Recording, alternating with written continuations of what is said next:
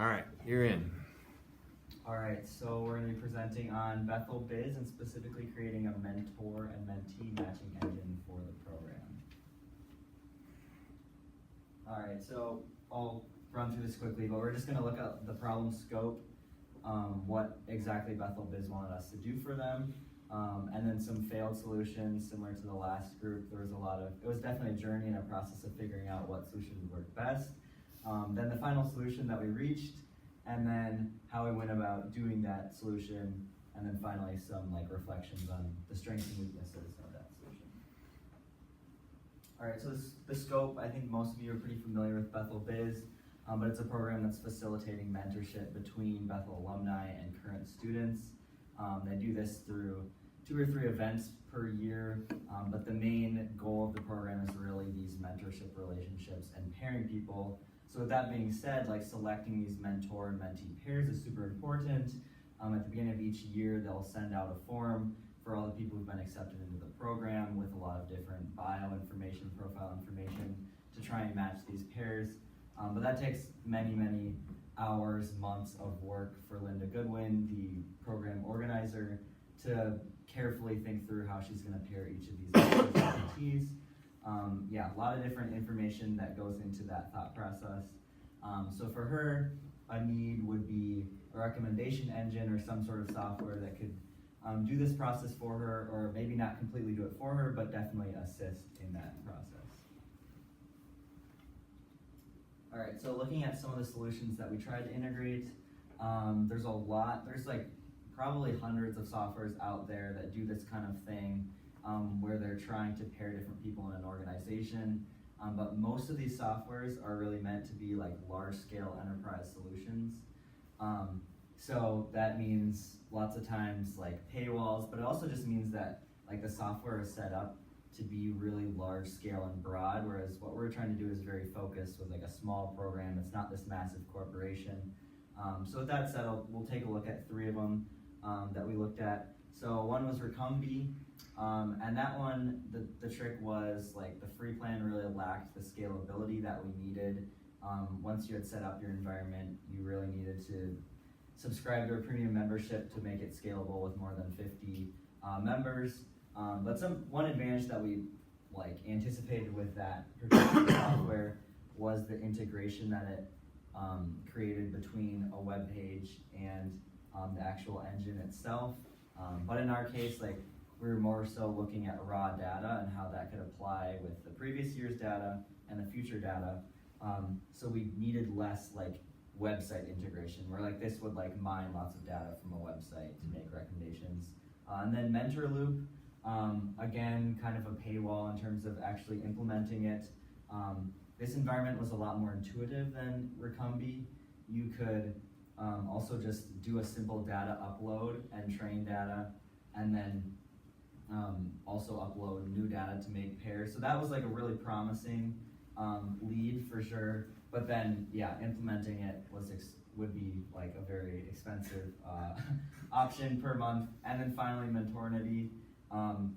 The main issue with that was you needed actual employees with the company to respond and engage with us to set up the enterprise solution. And obviously we didn't have that kind of time, but it was a very customizable app that you could actually create in-house for your organization. So with that said, what did we get into? So of course, what's the default when nothing else works? Let's just go to ChatGPT. But in all seriousness, this has been a pretty good solution to these problems. And Dylan will get more into our process of what we did specifically with our prompts and all of that. But essentially, we compiled and uploaded the data, so got it into a format where we've got all these years of different data across multiple Excels, compiled that into one space that could be read easily by chat, and then explained the data, what was going on, what the files were that we uploaded to ChatGPT, and then prompted a matching algorithm. And then based off of what we gave it, we evaluated a lot of the process. We had it explain to us what was its algorithm, what was the process that it went about, and made necessary tweaks. And then finally, the output was something that we could download into a file with recommendations. So again, like one of the advantages is it is using pretty advanced machine learning through Python, and that's tuning a model, and that is going to be making predictive like pairs based off of training a data set. So it is something that you'd be doing in like a coding environment. Yeah, so to kind of get into how we did this, the prompts we provided, and we'll show this later when I'll show you guys the actual series of responses we got as well, but pretty much just telling it what the tool is, what we're providing for them with the past data sets, and then the current forms filled out by incoming mentors and mentees, so we can get their responses, that those can get matched up. And then telling it that with the old data, we want it to look at those pairs and the responses of those individuals and see how those were matched, so we have somewhat of a pattern to go off of, so that these new pairs can be made. And then following it up with the initial just overview, it wouldn't give us a output of any CSV file or any pairings with just this prompt. So once it ran that analysis and building that, we asked it to develop the matching algorithm that it had spoken of in response to us, and told it the priorities we wanted for it, as well as providing the CSV file, because unless you prompted that, it would not provide that either. So this was kind of the response we got in how the algorithm and how some of the matches were made. The profile comparison with the TF-IDF, so that's term frequency and inverse document frequency. So that's looking through all the responses. Those of you who have filled out the form know it's what do you want to get out of this, why do you want to do this, what's your degree, what field do you want to go into, and so on and so forth about the mentor you want. So what they did was they went through and found the similarities of some of the keywords and responses, as well as obviously if you have the same major, it notices that. And then assessing things, if you have the same verbatim and same answers, you get closer to a 1, 0 would mean there's no overlap. And then we made sure that it used logic where once somebody's assigned, it's one mentor to one mentee, because otherwise we could get the same mentor works with 5 different people, but then we're working one person way too much. We attempted to get, like Professor Whiting had mentioned, a suggestion of the top 3 mentors for each individual, but we were told by chat that it is incapable of doing that type of analysis at the given moment. I think maybe if we had a premium subscription or give it a little more time to develop some of that ability, we could get that, but it's promising so far. These are some of our results. So you can see the highest match score we got was 0.3949, which doesn't seem very high, but when you think of the lengthy and multitude of responses, there's a lot of different verbatim used, and it falls off fairly quickly, as we see, but it's also some of these individuals, like Brian Rogers here, might have had a higher connection with somebody else, but that individual also had a very high connection with another person. So it also took into consideration things like gender preference, field, major, year, so on and so forth. So I think there's another slide of responses. So we did notice one downfall with some of this was somebody gets stuck with somebody they're not very similar to. Like these last couple, people are getting less than like a 10% similarity. So that would be one thing where this type of model maybe isn't the most beneficial, but we're prioritizing who's got the highest score. So if you wanted to make it a more level playing field, having multiple recommendations would probably be a better option. And then if you want to click on that, just to show the workspace.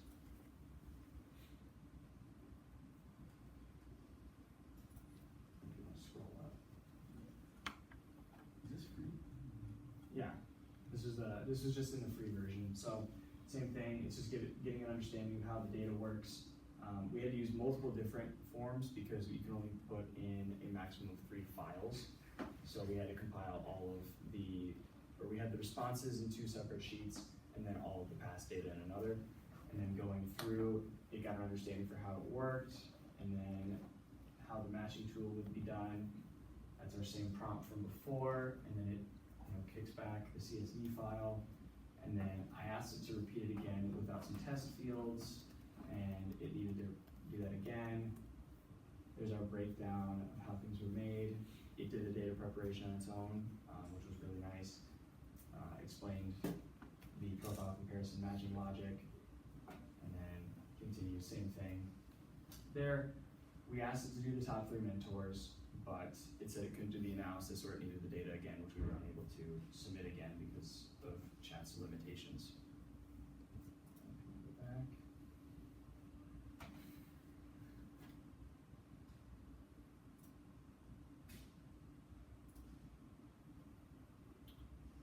Alright, so looking at some strengths and limitations, Dylan hit on a few of these. Looking at like strengths, obviously ease of use is super important with a model like this. You can make recommendations really quickly and easily. The nice thing is, despite it being a very easy tool to use, it's still a very powerful tool. You're using a Python or R coded model that's pretty advanced, doing the kind of machine learning that would take hours and hours to hard code. And there's not any real scalability issues. You can replicate this process as many times as you'd like with different parameters, and you can do that each year for the whole program. And then limitations, which were kind of what we hit on maybe a little bit more. In terms of data upload, that takes some work to make sure that the files are in a format that it's going to be able to read easily, and it's limited if you're not working with a pro version in terms of how many files you can upload. And then customizability is also limited. You're really within the bounds of how well can you creatively write these different prompts. So you're not gonna be able to manually change like the algorithm itself. You're gonna have to try and prompt workaround so that chat does it for you. And then data privacy would also be another concern. You are uploading participants' profile information to a large learning model.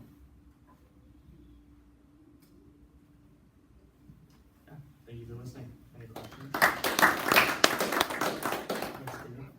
So I was trying to look at the chat thing you put up there. So was it like similarity with their major, the career of the mentor, the major they used when matching? It prioritized their major and like preferences that were outlined with their mentor. Like if somebody specifically requested a male mentor, it prioritized that. Those scores you saw, those were specifically amongst the responses given for what a mentor wants out of the program and a mentee wants out of the program.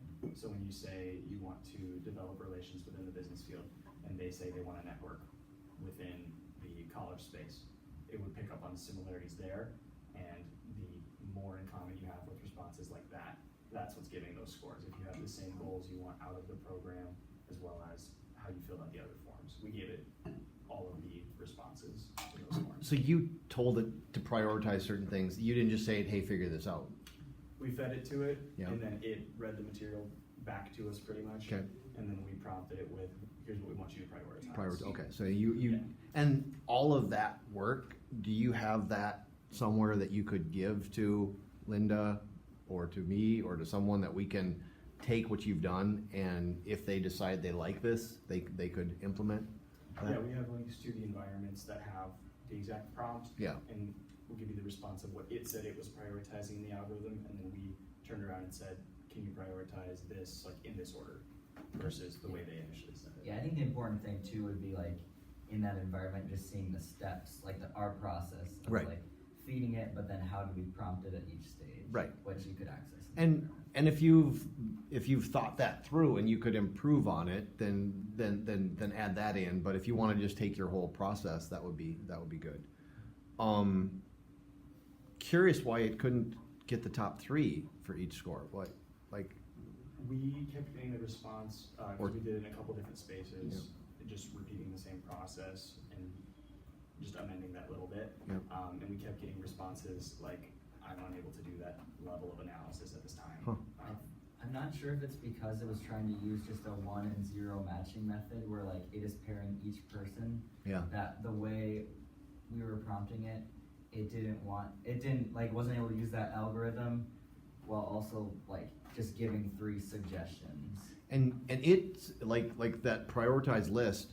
Are you saying like it figured out what is the best match, and so that top person that has the 0.3 or whatever, Yeah. they have like a perfect match, Yes. and then way in the bottom right, they're That's the best available. they're maybe going to be disappointed.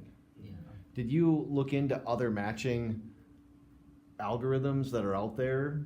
So the Gale Shapley algorithm doesn't maximize one and have it is kind of a like, well, what would be acceptable to everyone? Like if and it's actually used by Hinge and Tinder and some of them to like propose someone that they would not like, not necessarily the person they would like the best, but at least give them someone that would be acceptable to them. Did you look into any of those options for having ChatGPT use some other methodology to do this? We did not explore an alternate. We just went with, because we wanted to see what can we maximize it. Yeah. And it just so happened the lowest available is very low. Yeah. And we can't guarantee there's much satisfaction there with that. Yep.